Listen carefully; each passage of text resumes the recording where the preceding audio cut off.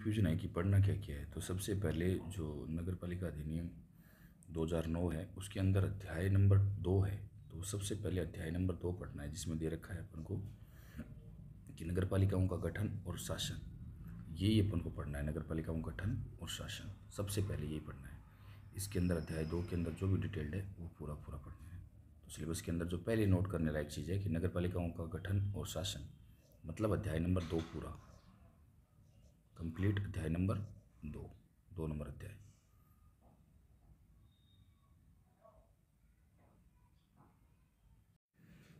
तो इसका मतलब अध्याय 2 के अंदर अपन को क्या पढ़ना है? अध्याय 2 के अंदर अपन को पढ़ना है नगर पालिकाओं का गठन और शासन, जिसमें धारा नंबर 3 से स्टार्ट होगा और धारा नंबर 3 से लेकर वो फिर कंटिन्यू आगे चलता रहेगा, जिसके अंदर अपन त्याग पत्र वगैरह सब कुछ देखते हैं। अध्यक्ष और निर्वाचन उनका कैसे होता है वो सब कुछ अपन देखते हैं। तो अध्याय 2 एंड हो जाता है धारा 50 पर आकर। तो धारा 50 तक अपन को पढ़ना है। तो ये अपन को कहाँ तक पढ़ना है? धारा 50 तक, टिल 50 तक। इसका मतलब अध्याय जो 2 है वो बहुत ज़्यादा इम्पोर्टेंट है। इम्पोर्टेंट इसलिए है कि सबसे पहला पॉइंट है नगर पालिकाओं का गठन और शासन। ये इम्पोर्टेंट ही होगा। तो 3 से लेकर 50 तक धाराएँ इसके अंदर है। 3 से 50 तक अपन को पढ़नी है। बड़ा इम्पोर्टेंट है और ईजी भी है, अपन ने ये करवा रखा है। फिर है कार्य संचालन और वार्ड समिति। देखो पॉइंट टू द पॉइंट पढ़ना है। दूसरा पॉइंट डायरेक्ट स्टार्ट करना है अपन को 51 से। धारा 51 से, मतलब अध्याय नंबर तो है ये 3 और अपन को स्टार्ट करना है 51 से 51 से, जिसमें नगर पालिकाओं की बैठक के बारे में अपन को बताया गया है। और वहाँ से लेकर 66 तक पढ़ना है। ये बहुत छोटा है। अध्याय जो 2 है वो काफ़ी बड़ा है, 3 से 50 तक है। ये 66 तक है, 3 अध्याय नंबर। इसमें नगर पालिका के बारे में, मतलब जो लास्ट 66 है वो सदस्य आदि लोक सेवक समझे जाएंगे। और ये स्टार्ट होता है 51 से। फिर है यहाँ पर नगर पालिका की संपत्ति। जो नगर पालिका की संपत्ति है ये अपन पढ़ेंगे अध्याय 4 के अंतर्गत। ये मैं नगर पालिका अधिनियम 2009 जो एक PDF है बड़ी सी, उसके बारे में बता रहा हूँ। उसमें क्या क्या अपन को पढ़ना है, टू द पॉइंट। नगर पालिका की संपत्ति के अंदर अध्याय 4 पढ़ना है अपन को।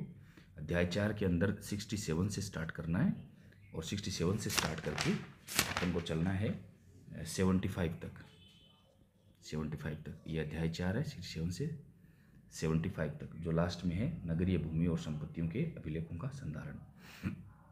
फिर यहाँ पर आगे दे रखा है कि नगर पालिका वित्त और नगर पालिका की निधि, अध्याय 5। ये अपन को पढ़ना है। ये अध्याय 5 के अंतर्गत है। ये है अध्याय 5 के अंतर्गत, ठीक है। तो अध्याय 5 के अंतर्गत अपने पास क्या है? अध्याय 5 के अंतर्गत जहाँ 76 से स्टार्ट होता है, धारा 76 से स्टार्ट होता है और ये आगे कंटिन्यू होता है। 76 के अंदर है राज्य वित्त आयोग और ये चलता है 89 क तक। 89 क तक, जो कि अपन ने करवा रखा है, आप देख सकते हैं। और ये अध्याय हो गया 5।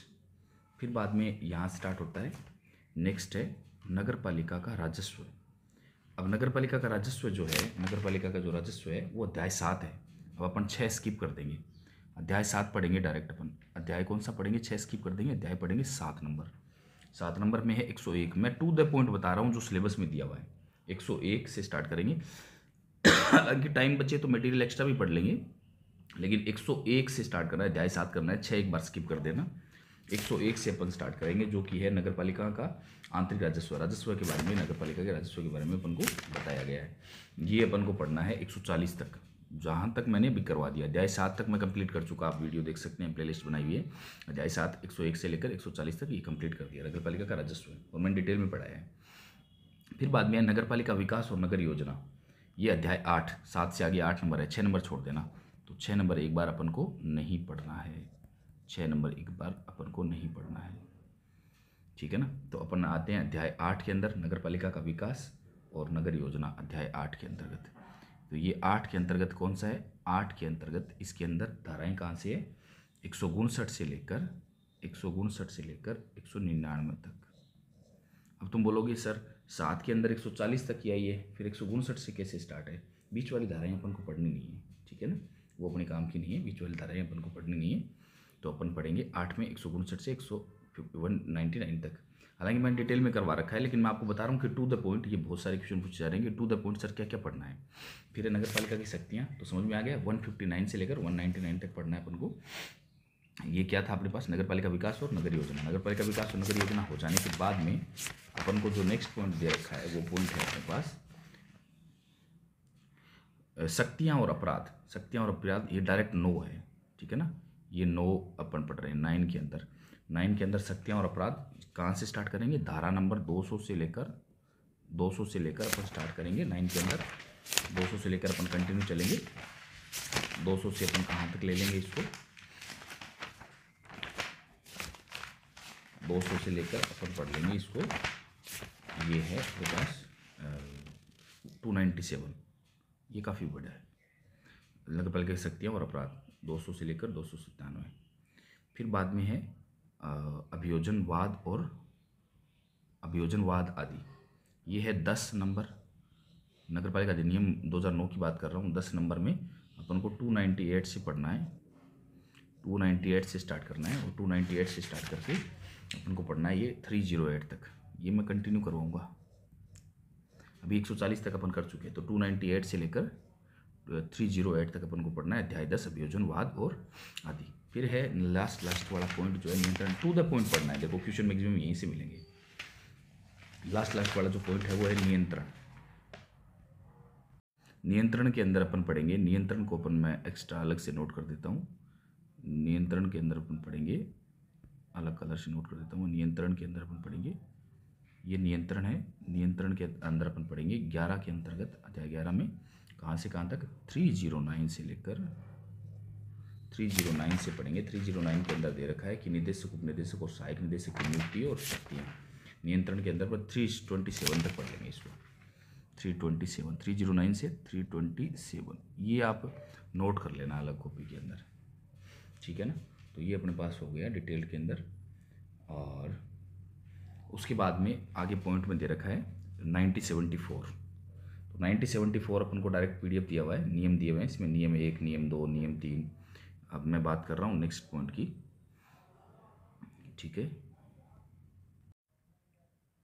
ये अपन को पढ़ना है यहाँ से। राजस्थान नगर पालिका अधिनियम 9074 है, उसके अंदर नियम दे रखे हैं। 9074 के अंदर PDF है इसकी भी। 1 से लेकर यहाँ तक 1, 2, 3 नियम है, ये 17 तक नियम पढ़ने हैं अपन को। ये हो गया अपना राजस्थान नगर पालिका क्रय अनुबंध अधिनियम 9074। इसमें नियम 1 से लेकर 17 तक पढ़ने हैं, जो कि 2-3 पेज के अंदर हो जाएंगे। वो अपन कंटिन्यू करेंगे।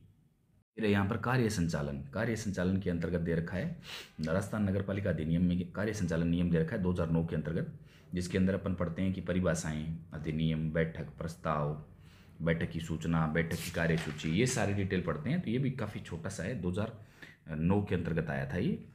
फिर 2000 थोड़ा सा इसके अंदर 2010 का भी अपन को ऐड करना पड़ेगा। तो ये काफ़ी ज़्यादा नहीं है, मतलब इसके अंदर 24 पॉइंट है, ठीक है ना।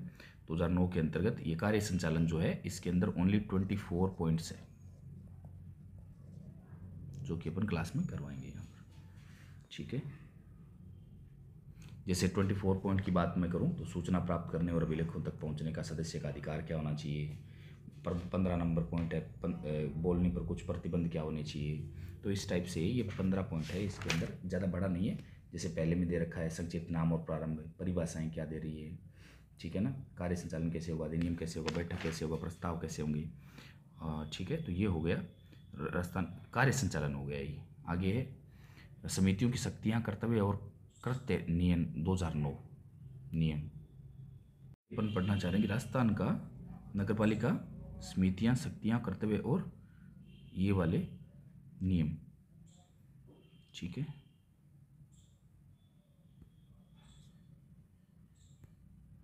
दो 2009 इसके अंतर्गत अपन को पढ़ना पड़ेगा। अधिसूचना जो रखी है, संक्षिप्त नाम और प्रारंभ, जैसे परिभाषाएं वगैरह, समितियों का गठन वगैरह, ठीक है ना। तो अपने समितियों की शक्तियाँ क्या होगी, समितियाँ जो बनाई जाती है उसमें शक्तियाँ क्या होगी। तो उसमें अलग अलग ऐसे पॉइंट्स दे रखे हैं, पॉइंट्स में है तो काफ़ी बड़ा नहीं है, ये 1 पेज का ही है। इसके अंदर सबसे पहले अपन पढ़ेंगे संक्षिप्त नाम और प्रारंभ, समितियाँ कैसे बनेगी, परिभाषाएं, समितियों का गठन कैसे होगा। फिर लास्ट में अपन पढ़ेंगे निरसन और व्यावृत्ति, समितियों कैसे समाप्त किया जा सकता है, ये अपन पढ़ेंगे। तो ये 1 पेज का ही है, ज़्यादा कुछ खास नहीं है। लास्ट में है शहरी क्षेत्रों में संचालित विभिन्न योजनाएं। योजनाओं के अंतर्गत अपन को दिया हुआ है, तो योजनाएं अपन को 8 पढ़नी है। स्वच्छ भारत मिशन, इंदिरा गांधी रसोई, प्रधानमंत्री आवास योजना, इंदिरा गांधी शहरी गारंटी योजना, अमृत मिशन, हृदय योजना, राष्ट्रीय शहरी आजीविका मिशन, इंदिरा गांधी क्रेडिट योजना, इसको डिटेल्ड में अपन पढ़ेंगे। तो ये पूरा सिलेबस है ना, हालांकि ये कभी ज़्यादा क्लासेस का नहीं है। टोटल अपनी मतलब कुछ जो कि जितनी भी क्लासें हुई है 12 के आसपास क्लासेज हो चुकी, तो अराउंड 12 क्लासेज और होगी, कंप्लीट हो जाएगा सब कुछ, मतलब 12 या 15 क्लासेज और होगी। मैं एक बात बताऊँ आपको, अगर ये एग्ज़ाम आपको क्लियर करना है तो लगभग जो बी पार्ट है, बी पार्ट को आपको 20 से 25 टाइम रीड करना पड़ेगा, क्योंकि ये टफ नहीं है। लोगों ने हाइप बना रखा है ये टफ है, बार बार पढ़ना पड़ेगा आपको यार, कैसे रहेगा। स्टार्टिंग में अपन देख रहे थे तो बहुत ज़्यादा अजीब सा लग रहा था, लेकिन अभी गो थ्रू हो रहे हैं तो बहुत ज़्यादा ईजी है। लेकिन इसमें याद रहने की चीज़ें, मतलब मेमोरी के अंदर रिटेन करना है, तो रिटेन करने के लिए 20 से 25 बार इसको पढ़ना पड़ेगा। तो काफ़ी बड़ा पार्ट नहीं है, काफ़ी छोटा ही पार्ट है, तो ये अपन को करना है, टू द पॉइंट काम करना है। Thank you so much. इसके लिए मैं मटेरियल और पीडीएफ और hand written notes regular Telegram और यूट्यूब पर क्लासेस के रूप में और टेलीग्राम में पीडीएफ के रूप में अपलोड करता रहता हूँ। आगे भी एक साथ जब कंप्लीट हो जाएंगे तो एक single PDF hand written notes की भी अपलोड करूँगा। Thank you so much. Please subscribe कीजिए, थोड़ा मोटिवेशन आता है इससे।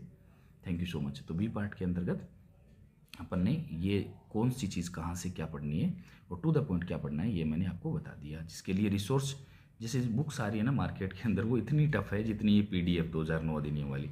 तो आप कम से कम इसको पढ़ने की कोशिश करो, कम से कम ऑथेंटिक रिसोर्स तो है ही। Thank you so much. Thank you for watching the video.